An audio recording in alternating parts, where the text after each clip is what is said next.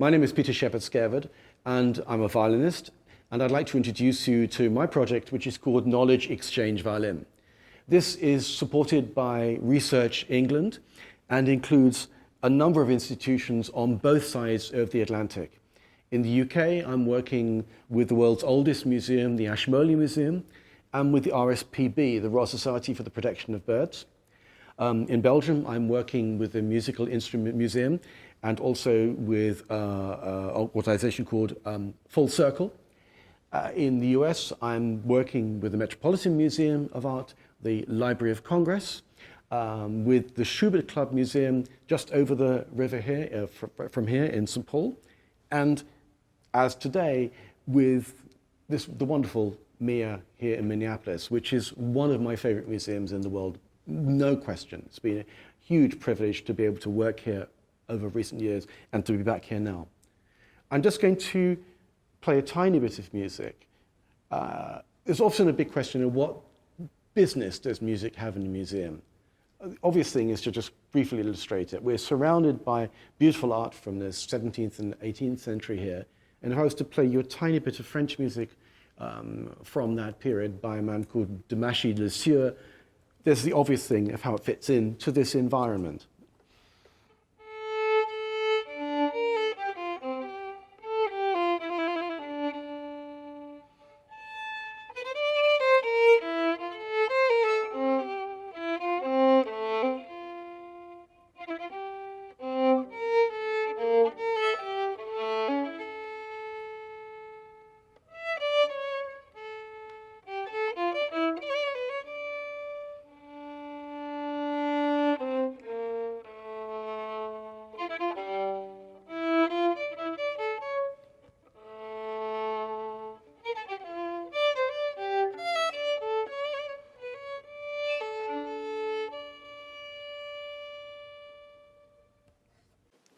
But for me, the most important thing about working with an institution is the people, the conversations that happen. And what I wanted to do and have the opportunity to do with this project was to get away a little bit from the idea that we always know what we're going to do before we do it. I think one of the big challenges for those of us involved in the arts, in the humanities, is we're constantly being asked, well, can you tell me what the end result's going to be? Well, that's not really how actually art or science has ever worked particularly well. And I'm really pleased today to have with me a dear friend and colleague, Nicole LaBouff. And we've had a conversation over quite some years over all kinds of questions. I want to ask you, what do you do here? I'm associate curator. I work in the Department of European Art, and I specialize in textiles, but for this exhibition mainly works on paper. So in this context, we're working with an exhibition. What's the name of the exhibition? It's Revolution à la mode, fashion and music in revolutionary France. This is an area which absolutely obsesses me because French Revolution, in many ways, is the powder keg which sets light to what classical music, and particularly the violin, would be. But Nicole gave me the opportunity to work with an amazing collection of materials collected in fashion magazines, or published in fashion magazines from 1790 to 1792, and to see what happened when we brought them back to life. And I wanted to say to her one thing, and I want to ask her one thing, is how excited I was to work on music in the context of textiles. And I'm going to ask you an awkward question. As somebody who works in that field, firstly, how did you come to work in that field? And what do you get from music? How did I come to, it's a very long story about how I came to work in the field, but it really started because I was interested in fashion, and then learned that you could actually study fashion from a sort of academic perspective and work with historic fabrics, textiles in museums. So that's sort of how I came to work in this field.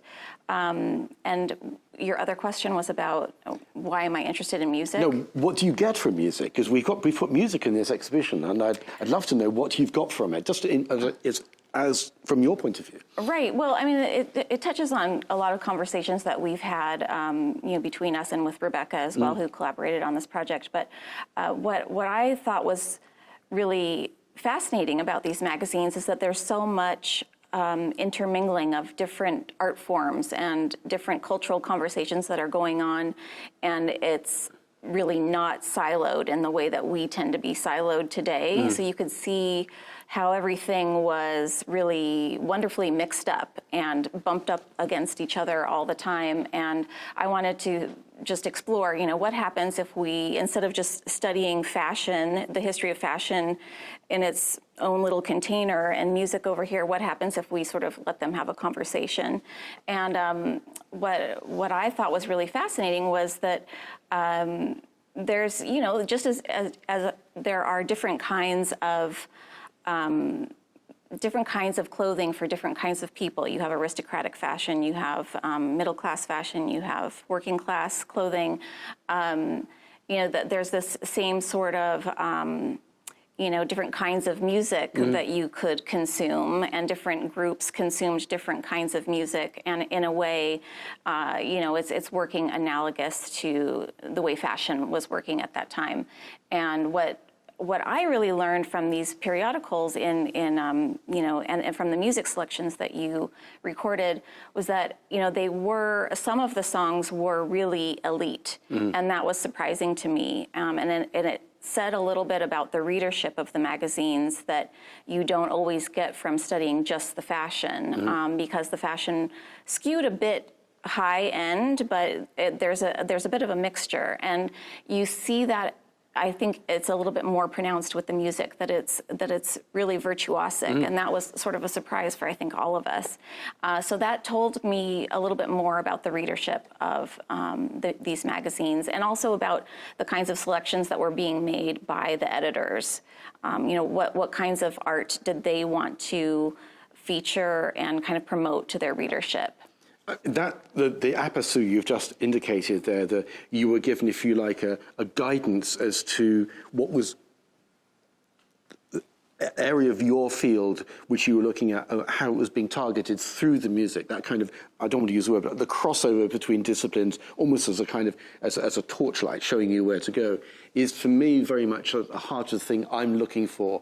I'm trying to work out as much as possible how I can look at the interchange between what are quite often unnaturally separated disciplines in order to shine modest little lights onto things. For me, and this may sound strange, but for instance, talking recently to naturalists, for instance, about the behavior of birds or tides, for instance, has taught me much more than I expected about trends within the arts. Suddenly you think, my goodness, what a bird is behaving like that. It's so similar to the way a human behaves.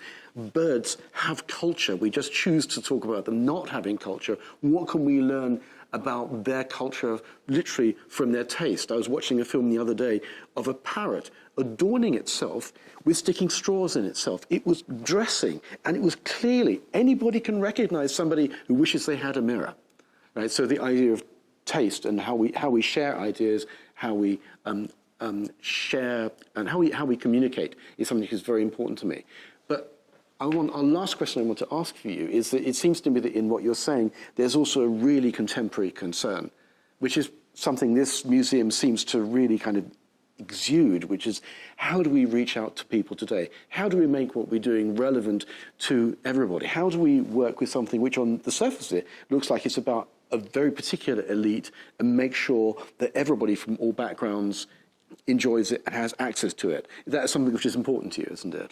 Absolutely, and that was another idea behind doing the recordings, is to sort of make this music accessible in a way that it was not currently accessible.